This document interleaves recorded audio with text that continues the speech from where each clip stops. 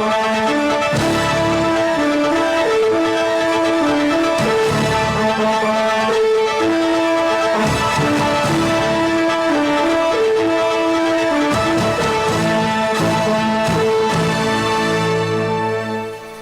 muy buenas tardes, bienvenidos al noticiero del mediodía. Hoy es 13 de abril del año 2021. Comparta con nosotros la próxima hora de informaciones. ¿Cómo está, Froilán? ¿Qué tal, Diana? ¿Qué tal, amigos? Comenzamos y lo hacemos como de costumbre presentándoles nuestros titulares. Rememora Díaz-Canel reflexión de Fidel sobre la solidaridad de Cuba con el resto del mundo a pesar del bloqueo impuesto por los Estados Unidos.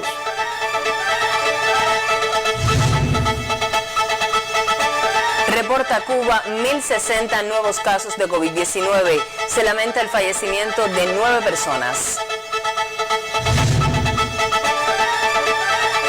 Denuncia ministro ruso de Defensa que Estados Unidos y la OTAN movilizan fuerzas hacia sus fronteras europeas. Ya comenzamos con las informaciones. El presidente de la República, Miguel Díaz-Canel Bermúdez, rememoró este martes las palabras del comandante en jefe Fidel Castro sobre la solidaridad del pueblo de Cuba con América Latina y el Caribe, a pesar del bloqueo económico, comercial y financiero impuesto por los Estados Unidos a nuestro país. En su cuenta en la red social Twitter, el mandatario escribió: Cuba ha resistido y resistirá. No extenderá jamás sus manos pidiendo limosnas. Seguirá adelante con la frente en alto, cooperando con los pueblos hermanos de América Latina y el Caribe. Este texto constituye un fragmento de la reflexión de Fidel titulada "Del bloqueo no se dijo ni una palabra", publicada el 14 de abril del 2009, cuando el entonces presidente Barack Obama decidiera eliminar las restricciones para los viajes y el envío de remesas a Cuba, en un acto previo a la inauguración de la Cumbre de las Américas, celebrada en Trinidad y Tobago. En esta reflexión se analiza cómo la genocida política norteamericana priva al país de muchos recursos, entre ellos equipos de diagnósticos y medicamentos vitales para nuestros enfermos. El gobierno cubano ha reiterado en varias ocasiones la disposición de sostener el diálogo con Estados Unidos sobre la base del respeto a nuestra soberanía nacional e independencia.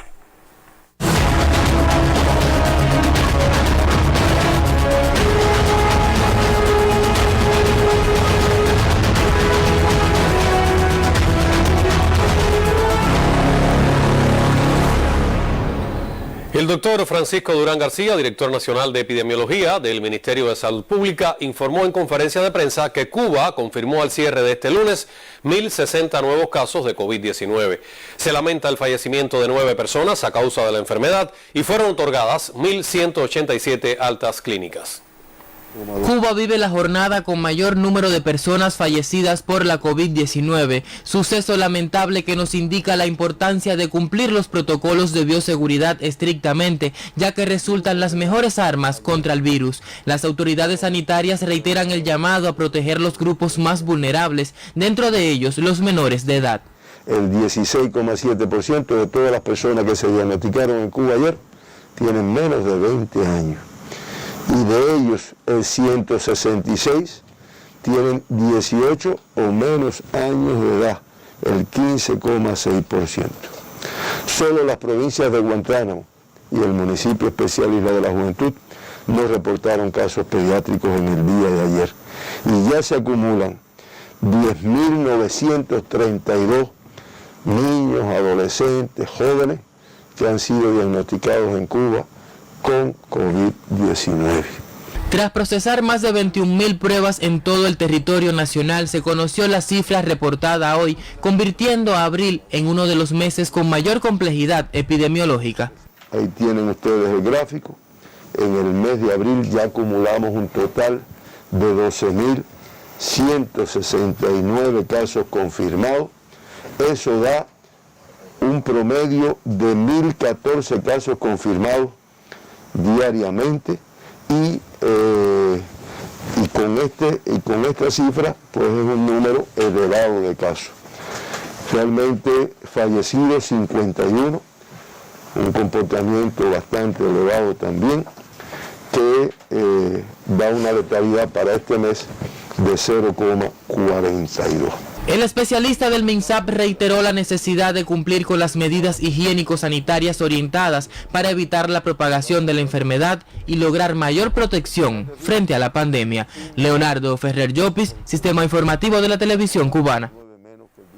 La Escuela Vocacional de Arte de Matanzas funciona desde inicios de abril como centro de atención a pacientes asintomáticos positivos a la COVID-19.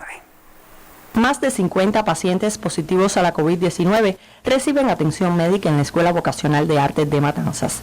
Desde principios de abril, el centro abrió para recibir casos asintomáticos. Tenemos pacientes de Matanzas, de Colón, Pedro Betancur, Jovellanos, Los Arados y Limonar tenemos un paciente. El personal sanitario, formado por 3 médicos y 2 enfermeras, permanece 14 días al cuidado de los pacientes. Estamos trabajando en casos positivos. Aquí la rigurosidad es mayor. Hay que tener más protección, contando con los medios de protección para él y los medicamentos necesarios. Además, interviene personal de apoyo para las labores de limpieza, higienización y distribución de los alimentos. Esos pacientes están ubicados en los albergues del segundo y tercer piso. Contamos con el personal médico y con un personal de apoyo. Garantía de insumos, medicamentos, medios de protección y una balanceada alimentación permiten la aplicación de todos los protocolos concebidos para la COVID-19. El momento siempre es porque es una enfermedad nueva que por mucho que uno lea y estudie nunca sabe las complicaciones que puede haber. Y aquí nosotros ponemos 2 medicamentos, uno es interferón y el otro es la caletra.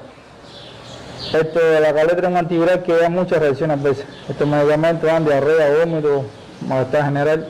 La garantía de atención a pacientes diagnosticados con la COVID-19 resulta premisa para el sistema de salud en la provincia de Matanzas. De ello y de la responsabilidad individual dependerá lograr una disminución en el número de casos activos. Desde Matanzas, Eliana Taguas Merino, Sistema Informativo de la Televisión Cubana. Cuba condena todo acto de terrorismo y sabotaje. Más adelante en esta emisión ofreceremos un material que ilustra un cruel atentado perpetrado por la Agencia Central de Inteligencia.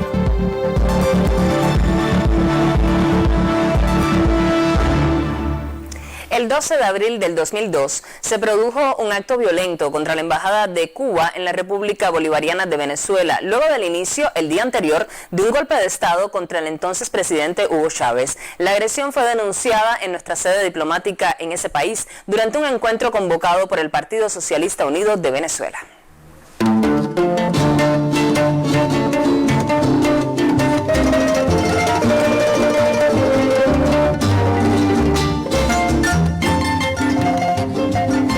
Con la presencia del canciller de la República Bolivariana, Jorge Arreaza, y del embajador de Cuba en Venezuela, Dagoberto Rodríguez, se realizó un acto de desagravio por el 19º aniversario del asedio a la sede diplomática de la Mayor de las Antillas en este país suramericano. Mediante la violencia se pretendía la penetración al recinto de la ultraderecha, liderada por el entonces alcalde Enrique Capriles, luego del golpe de Estado contra el presidente Hugo Chávez, iniciado el 11 de abril del 2002. Supongamos que aquella turba que podía superar en algún momento el número no sé cuántas veces, 10 veces, 20 veces al personal que estaba aquí, supongamos que se hubiesen atrevido a entrar, a romper ese muro y entrar, no la hubiesen contado, porque los cubanos que estaban aquí estaban dispuestos a defender a su patria como lo hicieron en Playa Girón y como lo han hecho por más de 60 años ya. Fue un momento también de unión con un pueblo venezolano que ya estaba en las calles para defender su revolución, para lograr el regreso de Chávez como efectivamente se produjo. De no haber acontecido esta actitud, esta disposición del pueblo venezolano a luchar, a defender su revolución, y de no haber sido capaz nuestro colectivo, como lo fue, de resistir y defender este enclave, este territorio cubano en Venezuela, tal vez Venezuela fuera otra. El momento resultó oportuno además para reafirmar los lazos de hermandad entre las tierras de Chávez y Fidel y para saludar desde aquí el 8º Congreso del Partido Comunista de Cuba. Desde Venezuela reportamos Raúl Verdesia, Joan Bárcena y Gianni López Brito, Sistema Informativo de la Televisión Cubana.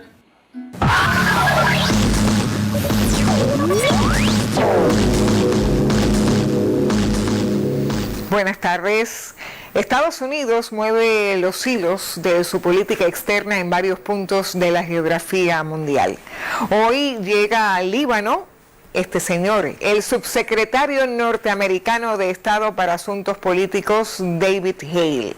La llegada de Hale sucede en medio de una tensa situación social y política, comentan varios medios informativos locales.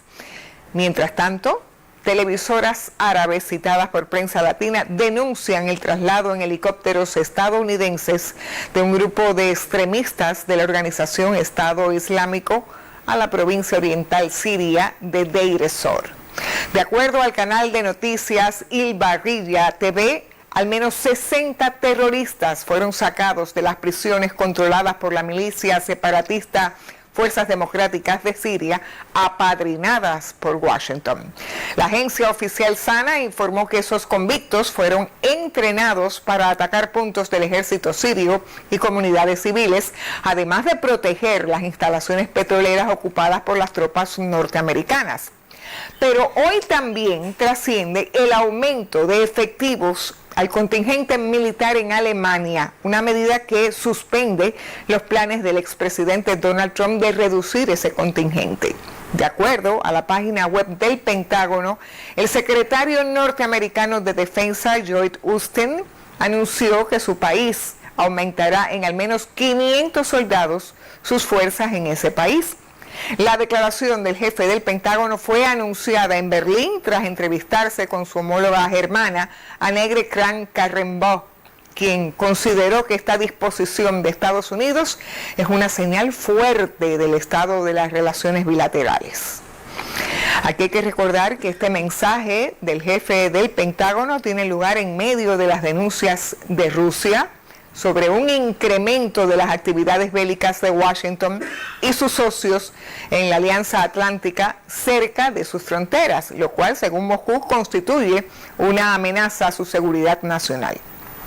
Precisamente hoy, el ministro ruso de Defensa, Sergei Shoigu, denunció que Estados Unidos y la OTAN movilizan fuerzas hacia las fronteras europeas de Rusia. Весной этого года Объединенные вооруженные силы НАТО начали самое масштабное за последние 30 лет учение Defender Europe 2021. Сейчас американские войска перебрасываются из континентальных частей Северной Америки через Атлантику в Европу. Идет перемещение войск в Европе к российским границам. Основные силы концентрируются в Причерноморском и Балтийском регионе. Всего рядом с нашей территорией сосредотачивается до 40 тысяч военнослужащих и 15 тысяч единиц вооружения и военной техники, в том числе стратегической авиации.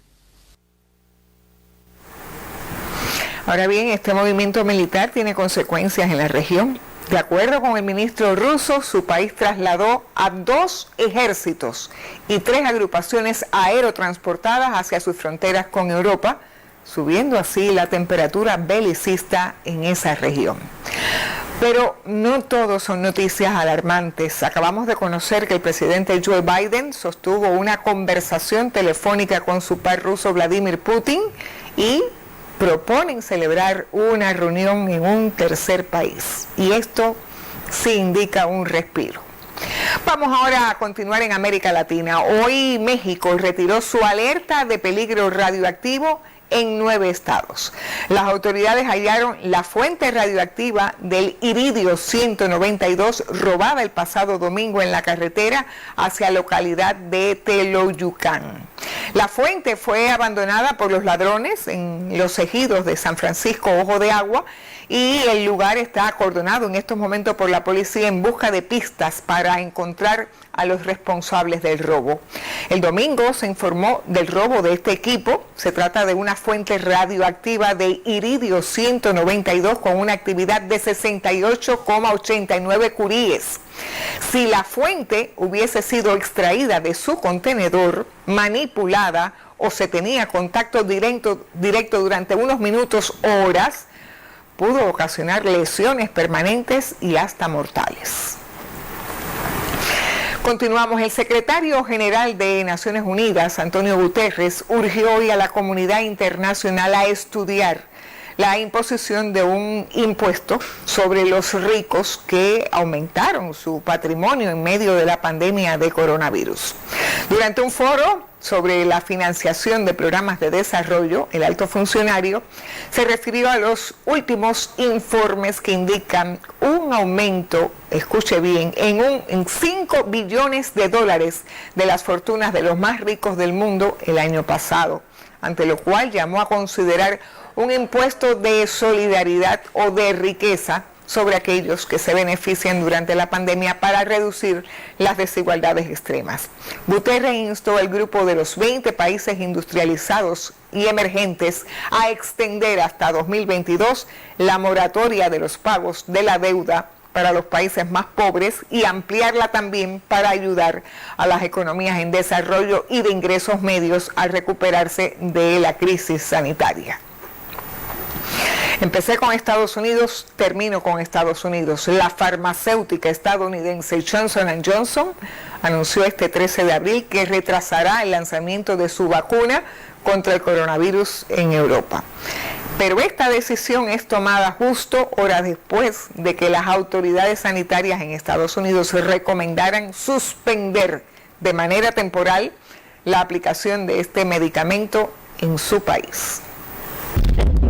Esta mañana la FDA y los CDC anunciaron que por abundancia de precaución recomendamos una pausa en el uso de la vacuna contra el COVID de Johnson & Johnson debido a informes de 6 casos de un tipo caso raro de coágulo de sangre luego de la aplicación de la vacuna. Recomendamos esta pausa luego mientras trabajamos juntos para entender los eventos y también para recibir información, enviar información a profesionales médicos. Ese inmunógeno de dosis única era uno de los 3 aprobados en Estados Unidos para enfrentar la COVID-19. Según los informes sanitarios, 6 mujeres de entre 18 y 48 años desarrollaron un trastorno poco común de coagulación de la sangre y una de ellas falleció. Datos del portal digital Worldometer precisan que Estados Unidos acumula en estos momentos casi 32 millones de casos de COVID-19 y más de 576,000 decesos, siendo la nación más perjudicada por la crisis sanitaria. Así termino. Continúen ahora con otras informaciones.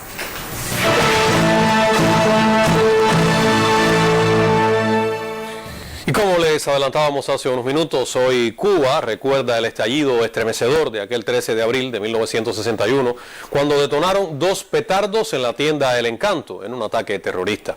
A 60 años de aquel siniestro en el que perdiera la vida Fe del Valle Ramos, con tan solo 43 años, el pueblo cubano la evoca por su ejemplo imperecedero de amor al trabajo y a Cuba. Este 13 de abril las páginas de la historia de Cuba se tiñen de dolor al evocar uno de los tantos actos de sabotaje contra la isla. Un día como hoy, pero del año 1961, terroristas cubanos pagados por la CIA estadounidense ocasionaron un incendio de grandes proporciones en lo que se considerara el orgullo del comercio del país, la tienda El Encanto, ubicada en la esquina de San Rafael y Galeano en el municipio de Centro Habana. Aquel siniestro que causó pérdidas materiales calculadas en 20 millones de dólares ocasionó una aún mayor e incalculable, la muerte de Fe del Valle Ramos, una mujer de carácter dulce y de fuertes convicciones y de defender a su patria se trataba. Una noche de abril que sepultó entre las llamas a una fémina de estirpe guerrillera, una amantísima madre de 2 adolescentes, una Mariana de su tiempo, que movida por el sentido de pertenencia quedaría atrapada bajo el fuego bravío de un odio enemigo que laceró su vida. A 60 años de aquel horrendo acto terrorista, el pueblo cubano le rinde el merecido tributo al entrañable Lula, esa que se multiplica en cada gesto, en cada triunfo y en cada amanecer donde, a decir del apóstol, la mujer culta y virtuosa unge la obra con la miel de su cariño para hacerla infinita. Odalis Pérez, Sistema Informativo de la Televisión Cubana. El periodista Carlos Iglesias Celestrín falleció este lunes tras varios meses de luchar contra las consecuencias de una enfermedad que le acompañó la mayor parte de su activa y útil vida, la diabetes. Nacido en la capital, Carlos Iglesias se graduó de Ciencias Políticas en la Universidad de La Habana en 1972 y pasó la mayor parte de su vida laboral en la agencia Prensa Latina. Fue corresponsal en China, Corea Democrática y Japón, editor internacional y jefe de la redacción de Asia. Con positivas aptitudes para la enseñanza, más tarde dejaría también una profunda huella en los periodistas más jóvenes del sistema informativo de la televisión cubana, con una práctica constante de la disciplina y la ética. También fue corresponsal del diario japonés de Yomiuri Shimbun, entre otros. Uno de esos periodistas de las 24 horas del día dio cobertura a los acontecimientos internacionales más importantes de los últimos 50 años. Nos unimos al dolor de su esposa, familiares, colegas y amigos por esta sensible pérdida.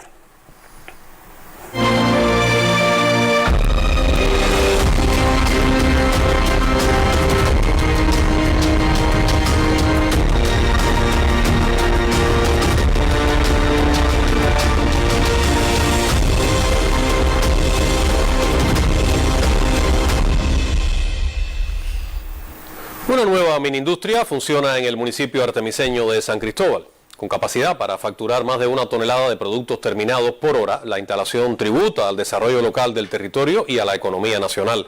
El siguiente trabajo tiene los detalles. La unidad empresarial de base de producciones diversificadas en San Cristóbal tiene una nueva miniindustria para la fabricación de productos de alta demanda en el ámbito local y nacional. El espacio donde radicaba el antiguo central de la comunidad José Martí es la sede de la fábrica que ya rinde frutos. Comenzamos a recolectar equipos ociosos, equipos que nos donaron, y fuimos recolectando acero, cemento, y a medida que esto se fue logrando, empezamos a construir para en función de una miniindustria.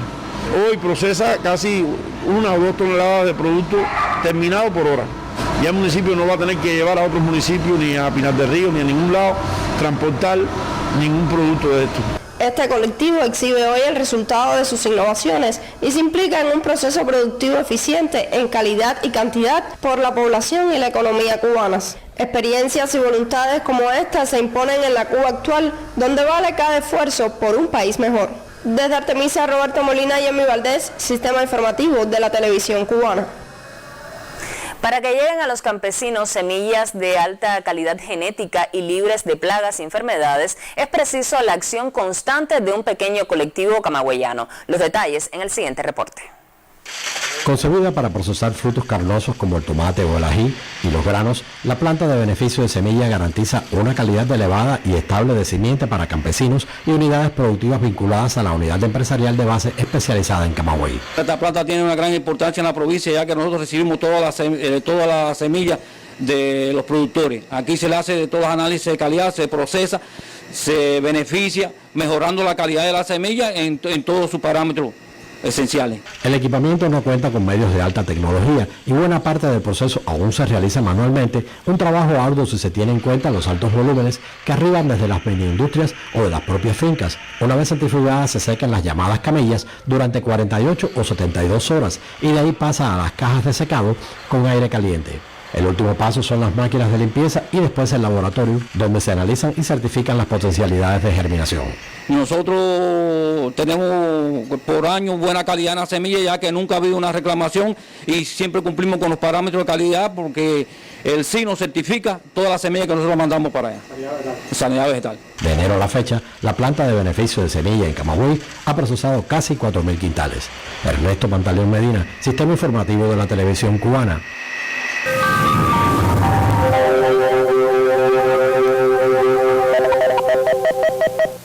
Hola, ¿qué tal? Buenas tardes. Estuvo lloviendo ayer desde Pinar del Río hasta Ciego de Ávila. Incluso la lluvia se extendió hasta Camagüey y Holguín. Los acumulados más significativos, sin embargo, están en la región occidental, al paso de esta vaguada que ahora ya está sobre el oriente del territorio nacional, muy debilitada, pero pudiera ocasionar lluvias en el sur oriental. Los acumulados ayer, 60 milímetros en Bainoa, lluvia fuerte e intensa por el periodo de tiempo en que ocurrió, también 46 milímetros en Casablanca y 42 milímetros tuvimos en Santiago del Jaujega. Les repito, la lluvia se concentró principalmente donde llegó el sistema con fuerza, que fue la región occidental. Ahora el anticiclón domina casi todo el área, o sea, detrás del sistema, con vientos que van del nordeste al norte en la región oriental, donde, les repito, la mayor probabilidad de lluvia hoy estará en su porción sur. En el pronóstico para esta tarde, entonces, vamos a tener cielo parcialmente nublado, mayormente nublado en el sur oriental, con algunos chubascos y lluvias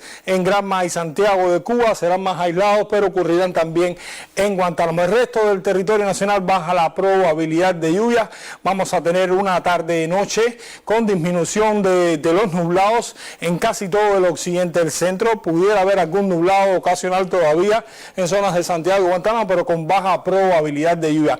Temperaturas máximas hoy con valores desde 30 hasta 32 grados Celsius en casi todo el occidente del centro del país. Pinar del Río, la isla de la Juventud, con 32 grados, y en el oriente llegará hasta 34 grados en la provincia de Granma. En la noche las temperaturas en el entorno de 23-25 grados Celsius en la capital, superiores también, en el oriente del país, donde puede llegar hasta 26 grados en Santiago de Cuba y Guantánamo. Los vientos, como les dije, soplan de región nordeste en el occidente del centro, variables débiles en el resto del territorio nacional, las velocidades de hasta 25 kilómetros por hora, pero ya en la noche girarán al norte, también débiles en el oriente del país. Tendremos poco oleaje en todos nuestros litorales, que en la tarde-noche pudiera llegar a oleaje en el litoral norte occidental. En resumen, mis amigos, vamos a tener una tarde con baja probabilidad de lluvia en todo el territorio nacional, temperaturas agradables y alguna probabilidad de lluvia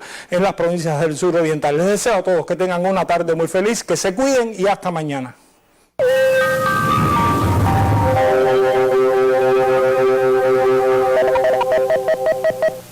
En Santiago de Cuba, la asistencia de voluntarios a la segunda etapa de la tercera fase de ensayos clínicos del candidato vacunal Abdala es sistemática. Con resultados satisfactorios avanza la inoculación y se demuestra también la eficacia de este candidato vacunal. La implementación de buenas prácticas clínicas permite el éxito del ensayo clínico del candidato vacunal Abdala en su tercera fase de estudio, con los voluntarios incluidos en Santiago de Cuba. Constituye un nuevo reto para Abdala esta etapa de desarrollo clínico. En ese frasco va toda la patria.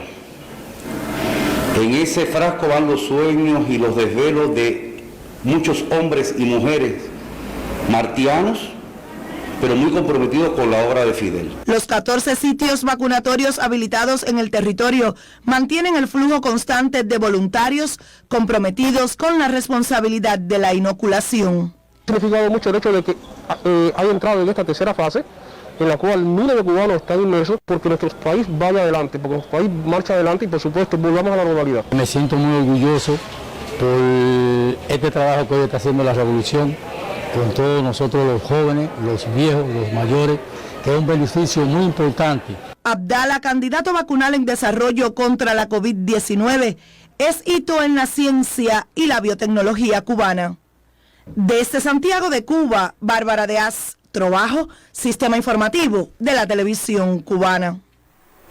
El Hospital Clínico Quirúrgico Julio Trigo de Arroyo Naranjo es una de las instituciones dedicadas al tratamiento y control de la COVID-19 en la capital. El siguiente reporte nos acerca al trabajo que realiza ese centro para crear mejores condiciones que proporcionen una mayor calidad asistencial. El hospital arroyense se yergue majestuoso a escasos metros de la famosa calzada de Bejucal. Su imagen crece como crece la calidad de sus servicios. Han acometido diversas acciones constructivas en áreas clave y continúan desafiando la pandemia para que, aparejado a la atención a pacientes con el nuevo coronavirus, la institución avance como lo han proyectado. Disponemos de un servicio que realmente se remodeló completamente, con una infraestructura mejorada, nos permiten una mejor atención particularizada a cada uno de los pacientes críticos, específicamente a los pacientes con COVID ahora, con clima en todos los cuartos, con una evolución desde el punto de vista de la marquetería de aluminio toda completa. El servicio ganó generalmente en el flujograma establecido para lo que le corresponde realmente una terapia intensiva. Tenemos muchísimos recursos donde lo hemos aprovechado y por supuesto para una cosa tan grave como esta y además tan intensa y de tantos años ya llevamos un año en esta situación, creo que nos ha sido muy favorable esa parte porque hemos trabajado con más comodidad y la tarea ha sido grande. Hemos logrado un número de reparación, como por ejemplo los ventiladores pulmonares, porque en el local donde estábamos no llegábamos a alcanzar la reparación completa de ellos porque no teníamos los gases medicinales, no contábamos con los gases. La reparación de los EFIMO, de los equipos que ahora en estos momentos está el hospital utilizando con la COVID-19. Las obras terminadas y en ejecución incluyen además pintura de la fachada, reparación de una consulta externa, del servicio de oncología, ampliación del cuerpo de guardia, lavandería, ropería y costura, cocina, almacén de víveres, sala de esterilización, pavimentación y construcción de cercas perimetrales del área de combustible. Es un hospital que estaba hace unos años atrás en apuntalamiento. Hoy, como ustedes pueden ver, es un hospital que renace, que tiene otra perspectiva, tiene otra vista. Es un hospital que las personas se sienten satisfechas cuando vienen desde el punto de vista constructivo, no solo, también desde el punto de vista asistencial, porque todos somos un equipo. Entre otras fuerzas constructoras, han participado y ejecutan las diversas obras del Hospital Julio Trigo, el contingente Julio Antonio Mella y las empresas de producciones metálicas y montaje especializado de La Habana. Adán Morel, Sistema Informativo de la Televisión Cubana. En Cuba se trabaja en 17 polos productivos con potencialidad para la exportación, de los cuales 7 cuentan con empresas facultadas para ello. Entre esas empresas están la agroindustrial Victoria de Girón en Matanzas, Ceballos en Ciego de Ávila, así como la procesadora de café Asdrúbal López Vázquez en Guantánamo y la fábrica de implementos agrícolas 26 de Julio en Holguín, entre otras. El balneario cubano de Varadero será sede el próximo año del Campeonato Mundial de Coctelería, organizado por la Asociación Internacional de Bartender.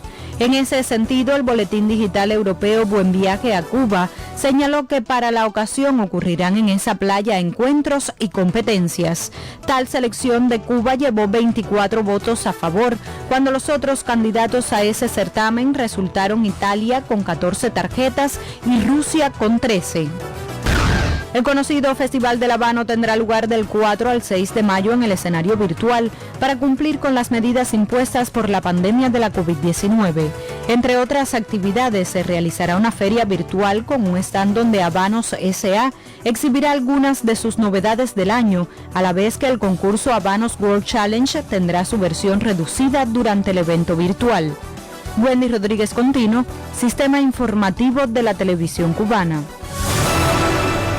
El ministro de la Construcción, René Mesa Villafaña, asistió a la firma de acuerdos entre la empresa de informatización y automatización del MICONS con el Parque Científico Tecnológico de La Habana y la empresa DataZúcar.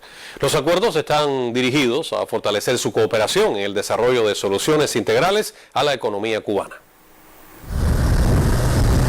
La empresa de informática y automatización para la construcción llega a su 25 aniversario, enfocados en proyectos de desarrollo que permiten expandir el proceso de transformación digital en su ministerio. Hoy firmaron convenios de alianza con el Parque de Alta Tecnología de La Habana y DataZúcar, proyectos que permiten ampliar su desarrollo digital. Agradecer la oportunidad de que confíen en nosotros para el desarrollo y la incubación del Parque Científico Tecnológico de La Habana, de un proyecto que está llamado a ser una de las bases de la informatización del sector de la construcción y de la gestión de las inversiones en el país. Varias entidades del Ministerio de Construcción utilizan hoy nuestras soluciones, y con esta alianza consideramos que ambas entidades se van a fortalecer y podremos dar una solución a los clientes más integral. La pandemia ha permitido expandir su labor de manera online. El teletrabajo ha sido un ejemplo de ello. En otro momento del encuentro, la editorial Ocean Sur regaló el libro digital El compromiso de los inconformes de los periodistas Liudmila Peña y Rodolfo Romero. Maray Suárez, Sistema Informativo de la Televisión Cubana.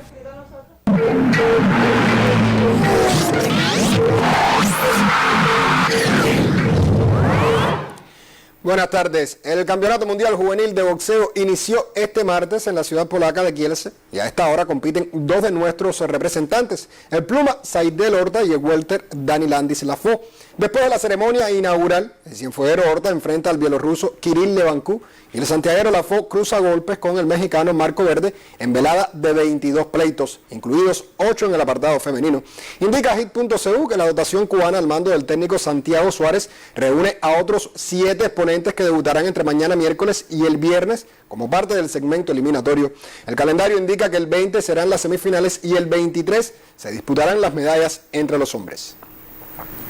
Y los cubanos Jorge Moisés Campos y Andy Pereira abrieron la senda del triunfo para los nuestros en el comienzo del torneo clasificatorio latinoamericano de tenis de mesa que acoge la ciudad argentina de Rosario.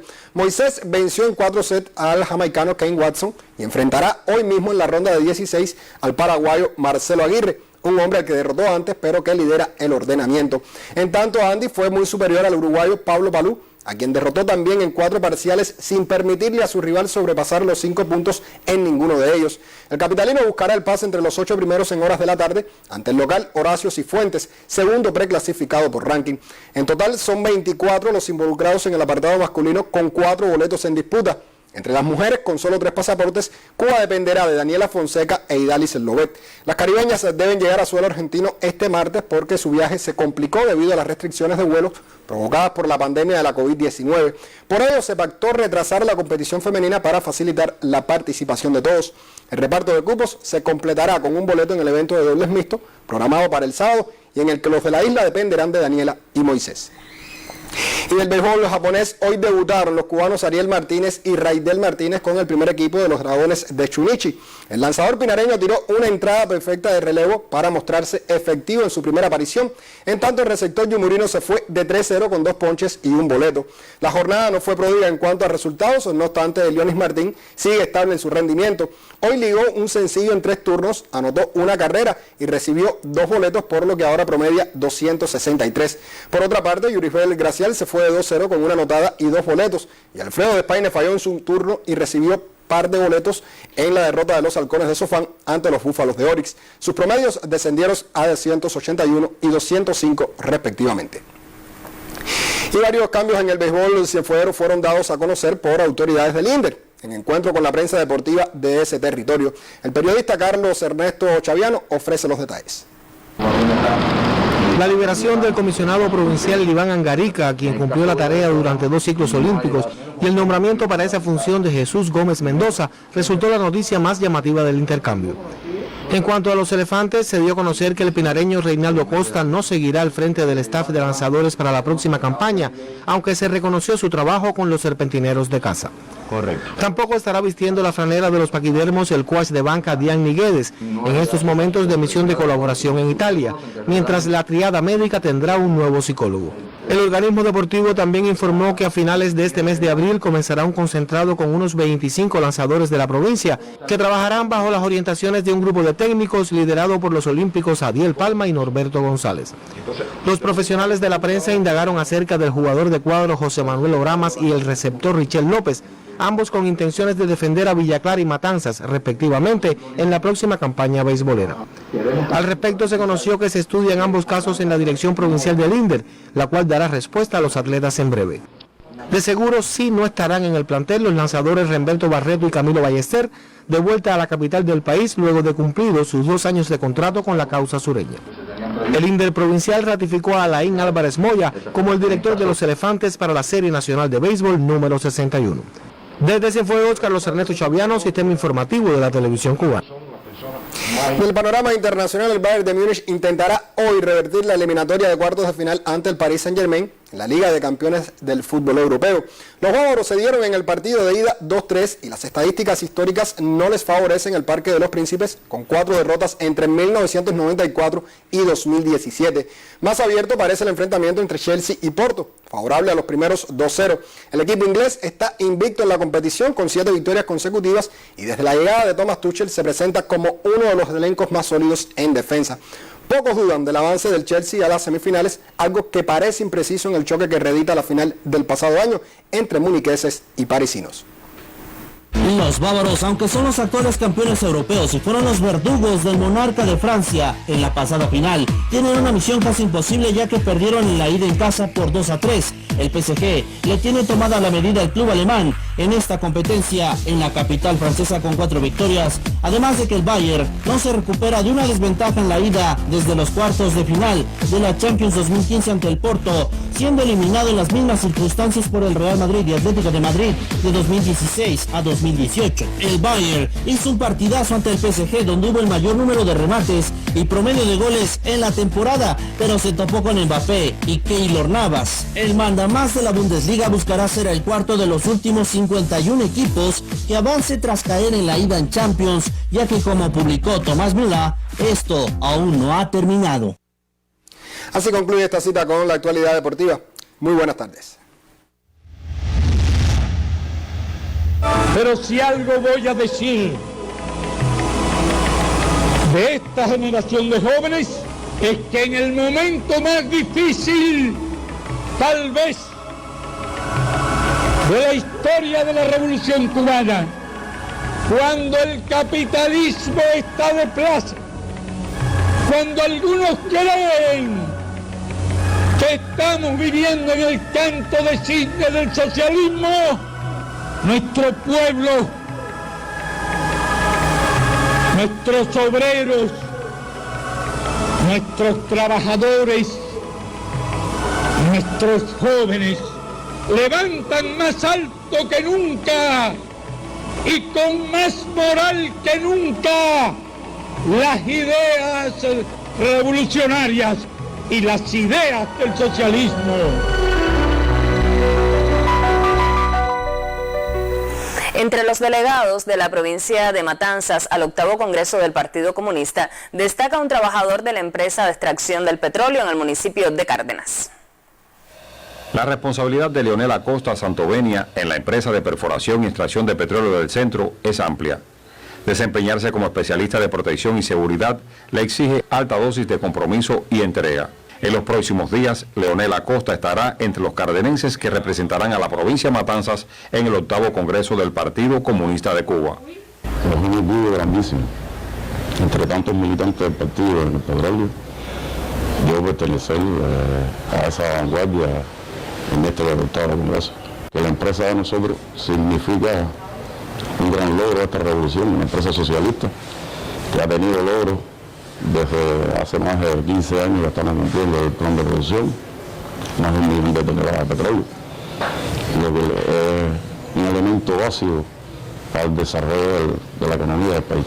La responsabilidad con que Leonel asume sus tareas como trabajador y dirigente político le convierten en ejemplo ante el colectivo de la empresa de perforación y extracción de petróleo del centro. Joven aún, es de los hombres que Martí definió como imprescindibles por el aporte que a diario brinda a su patria por un futuro mejor.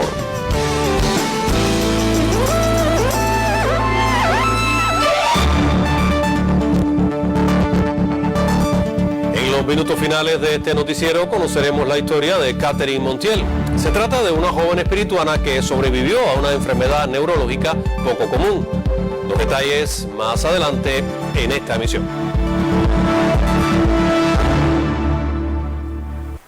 Revisamos otros temas. Con la asesoría de la delegación del SIGMA en Guantánamo, se conserva el patrimonio documental e histórico de la provincia. La sinergia entre varias instituciones, organismos, empresas y personas naturales garantizan el custodio de toda la historia bibliográfica. El siguiente reporte nos acerca al tema. Guantánamo atesora una historia que data desde 1511 en que Baracoa fuera denominada villa y con ello la conformación de la nacionalidad cubana iniciara su proceso. Odalis lleva 27 años de trabajo en el Archivo Histórico Provincial y sus días transcurren entre páginas antiguas que hoy debe salvaguardar.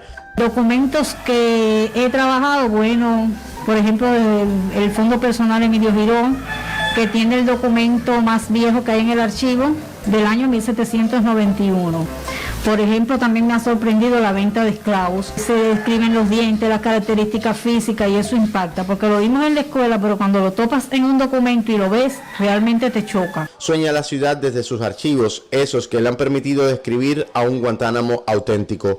Desde los documentos es como una sociedad viva, es como que tú estás viviendo esa etapa. La memoria histórica revela su connotado poder en relación a la música, danza, ritmos autóctonos, cuya documentación más antigua pertenecen a los siglos XIX y XX. Aquí atesoramos más de 2.000 fotos, discos en acetato, en CD, partituras, correspondencia. Cuenca y Odali seguirán construyendo el Guantánamo que describen los archivos y que visualizan sus memorias tras el recorrido de cada calle. Yo siempre lo digo, si Cuba es una de las grandes reservas mundiales de la música, Guantánamo es uno de los reservorios de la música y la cultura cubana. A veces vas por una calle y te imaginas cómo pudo haber sido en aquella etapa. Uno se siente muy guantanamera, muy con la autoestima alta, viendo todo el desarrollo económico, político, social, cultural, científico, que reflejan los documentos del archivo histórico. Guantánamo es la cuna del rico chango y el son. Guantánamo es la cuna. Desde el Alto Oriente cubano, Miguel Reyes Mendoza, Sistema Informativo de la Televisión Cubana.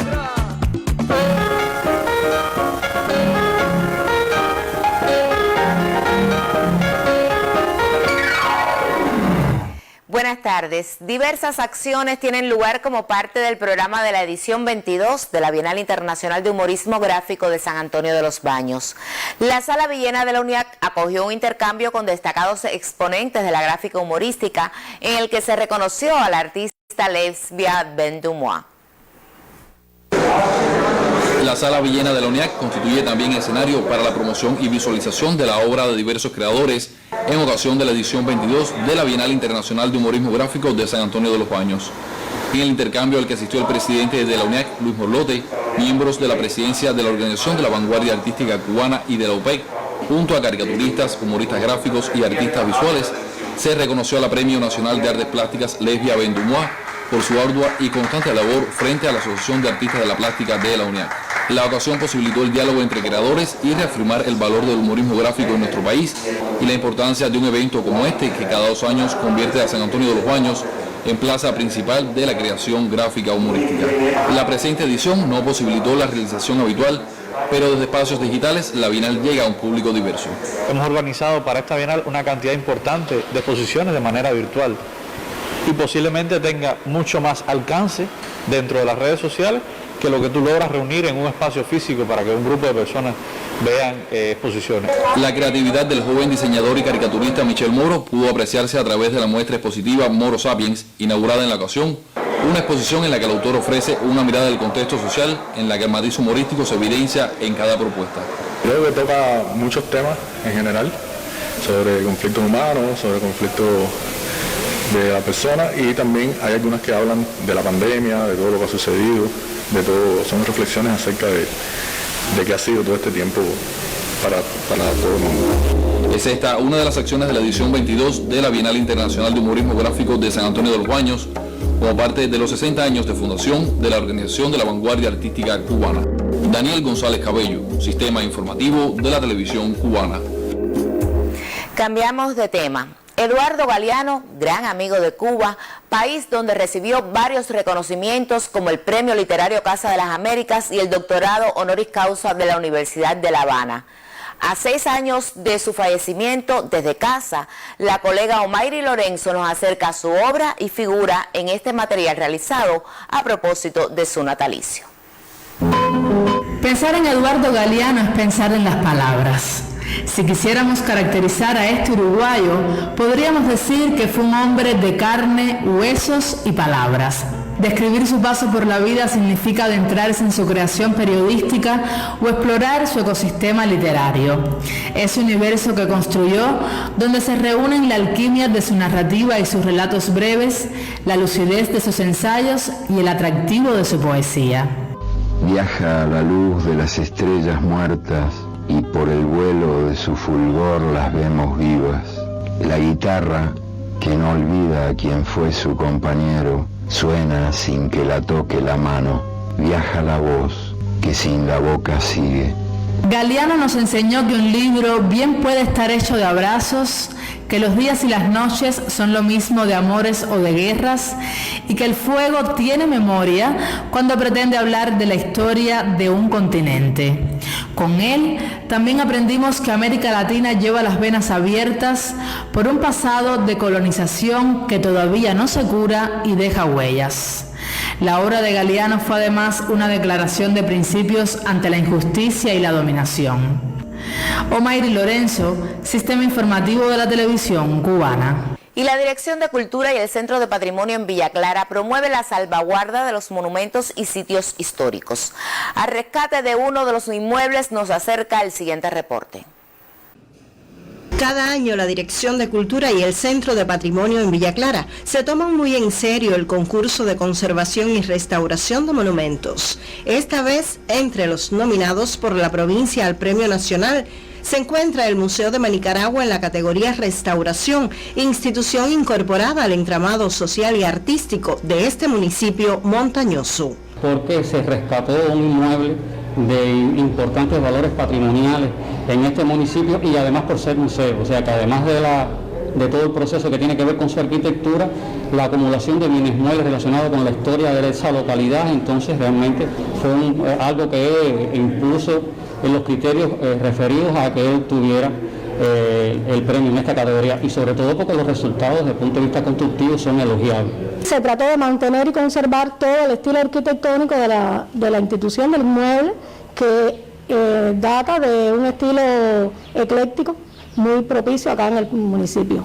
En cambio, el otro inmueble es el Hostal de Cordero en Santa Clara, vivienda que data del año 1932 y distingue por la cantidad, variedad y valor de sus colecciones. En este caso, su premio fue en conservación. Tiene que ver con una edificación ecléctica emblemática de Santa Clara que ha tenido en el tiempo la suerte de haber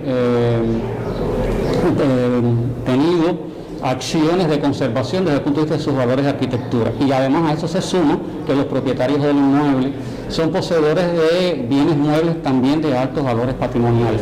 Nos dimos la tarea de buscar un acompañamiento de profesional y fuimos a la oficina de patrimonio y al Museo de Artes Decorativas, donde siempre en ellos nos han acompañado en todo el proceso de conservación y de preservación de todas las obras de arte que se encuentran en la casa. Aquí hay obras de arte del siglo XIX, del siglo XX, muy importantes. Museo de Manicaragua y Hostal de Cordero son dos obras nominadas al Premio Nacional de Restauración y Conservación de Monumentos 2021. Desde Villa Clara, Hilda Cárdenas Conyedo, Sistema Informativo de la Televisión Cubana. Con este trabajo concluyen las culturales. Por favor, cuídese mucho. Buenas tardes. La encefalitis límbica autoinmune es una enfermedad neurológica poco común que puede traer un desenlace fatal para la vida o dejar graves secuelas como la pérdida total de la memoria o la discapacidad motora. Catherine Montiel es una joven espirituana que sobrevivió a este raro padecimiento. Catherine María cursa el 11º grado en el Instituto Preuniversitario Honorato del Castillo de la ciudad de Santi Spíritus. Estar a salvo de la pandemia y continuar la preparación académica son para ella una prioridad. Estoy estudiando, preparándome ya para las pruebas de ingreso porque ya voy para 12 grados y quiero hacer pruebas de ingreso. La vida da de pronto un giro y un vuelco que nunca esperé que la niña fuera a enfermar, porque en verdad la niña era una niña sana. 2 meses exactos estuve en la sala de terapia intensiva y los 2 meses estuve acoplada. En el Hospital Pediátrico Juan Manuel Márquez de La Habana, a Catherine María le diagnosticaron una encefalitis límbica autoinmune. La enfermedad en verdad fue una enfermedad extremadamente agresiva. Algo que en cuestión de días su cuerpo se comenzó a deteriorar totalmente. Catherine quedó en 0. Al grado de desnutrición con el que Catherine salió de la extrema gravedad se unían otros factores. La niña olvidó las palabras, no coordinaba movimientos y le faltaban las fuerzas para la rehabilitación. Es volver a recuperar tu control muscular, es volver a caminar, es volver a hablar, es volver a empezar a comer, que fue un factor súper difícil porque Catherine perdió el paladar. Catherine estuvo 4 meses alimentándose por un levín. Esos fueron los días en que no faltaron los abrazos de sus padres y la batalla diaria del doctor Marrero y del resto del equipo médico del pediátrico Juan Manuel Márquez. Me gusta mucho la medicina. Me gustaría estudiar medicina y ser médico. Siempre lo ha dicho. Y allá en La Habana, cuando Catherine ya logró retirar la traqueostomía, que los logopedas, aquello fue algo largo para que Catherine volviera a hablar. Cuando le preguntaron, Catherine, ¿qué tú quieres ser cuando grande? Catherine lo primero que dijo fue médico. Catherine le ganó la batalla a una rara enfermedad neurológica. Terminaron las convulsiones, las sospechas de que padecía esquizofrenia y el miedo. La vida nos volvió a sonreír y la vida nos dio una segunda oportunidad y nos demostró que todo en la vida se puede. Desde Sandy Spiritus, Jenny Fleites, Sistema Informativo de la Televisión Cubana. Y con esta historia concluye el noticiero del mediodía. Espere más informaciones en la emisión de la tarde de Canal Caribe y el noticiero estelar de las 8 de la noche. Como siempre les dejamos nuestra sugerencia de que se cuide mucho. Las estadísticas siguen siendo abrumadoras, pero la principal vacuna está en nosotros mismos. Así es que use el nasobuco, observe el distanciamiento físico y mantenga una conducta cívica responsable. Al final, si usted gana, ganamos todos. Nos vemos mañana. Buenas tardes. Buenas tardes.